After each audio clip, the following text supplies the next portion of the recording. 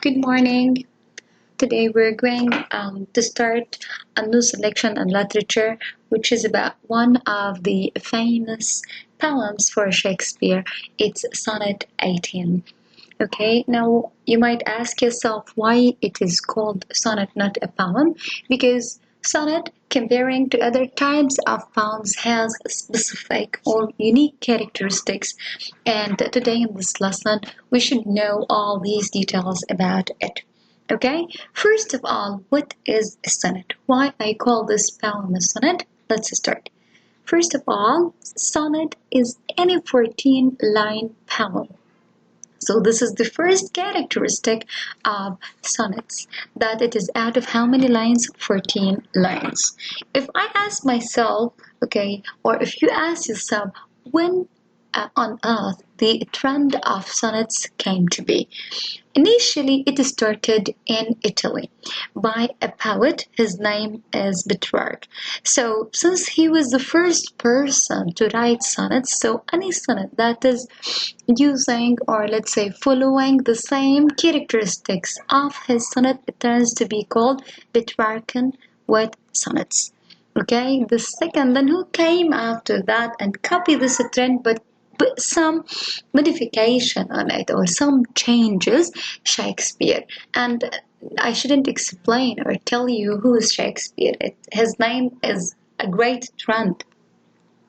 So Shakespeare came after Petrarch, okay, and he followed some of the characteristics of the Petrarchan sonnets, but added some details to it to have his own unique and specific form. So any sonnet that is following the structure and the characteristics of the way Shakespeare did in his sonnets or wrote in his sonnets, we call it Shakespearean. If it is followed the way that Petrarch used to in writing his sonnets, so it is Petrarch. And today's sonnet, I told you, it's one of the famous sonnets for Shakespeare. It's Sonnet 18.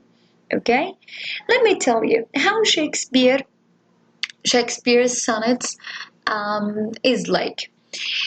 First of all, it is divided into three quadrants. What do I mean by quadrants? 4 lines.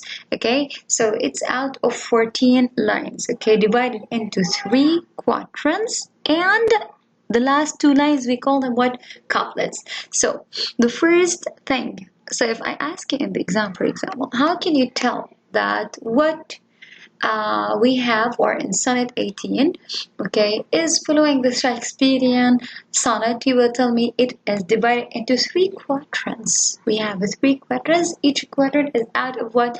Of 4 lines. Then it has a concluding couplet. Okay, the last 2 lines, they are called couplet, and they are following the same rhyme scheme. Okay, what is this rhyme scheme? You should memorize it. It's so easy, but you should memorize it. Once we finish this poem, I want you guys to mark the rhyme scheme on the sonnet that you're having in your book. A B A B C D C D E F E F and G G. So this is what the rhyme scheme, the fixed rhyme scheme for Shakespearean sonnet. So far we have two characteristics of Shakespearean sonnet. The most important thing for all sonnets, whether it's Petrarchan or Shakespearean, it's out of 14 lines. Number two, it is divided, I'm talking about Shakespearean sonnets, it is divided into three quadrants, okay, and the final 2 lines, they are called couplets. It follows a fixed rhyme scheme, which is A, B, C, D, E, F, and G, G, okay? This is not the only thing that I want you to know about Shakespearean sonnets, okay?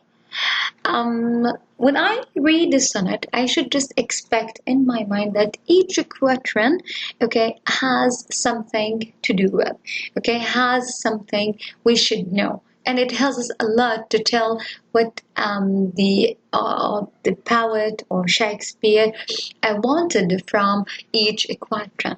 So in the first quatrain, okay, we are always introduced to the problem or a question. There is always a problem or a question, okay, and we will notice this once I start explaining the sonnet.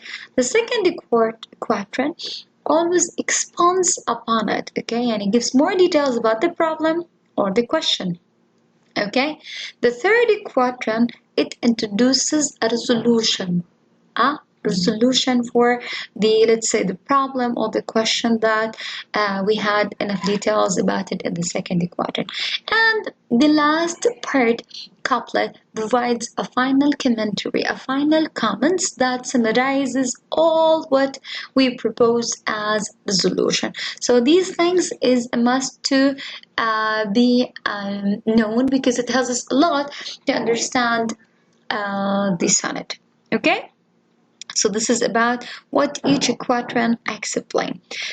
Now it's the time to tell a little bit about William Shakespeare. I don't have to tell a lot about him. As I told you, his name is enough to tell who is Shakespeare. But let's just tell that he is one of the famous English writers who wrote a lot of plays, and he is considered as one of the brilliant poets. Okay, he wrote a lot of sonnets. One of them is the sonnet that we're going to explain today. And what are the topics of his sonnets, right?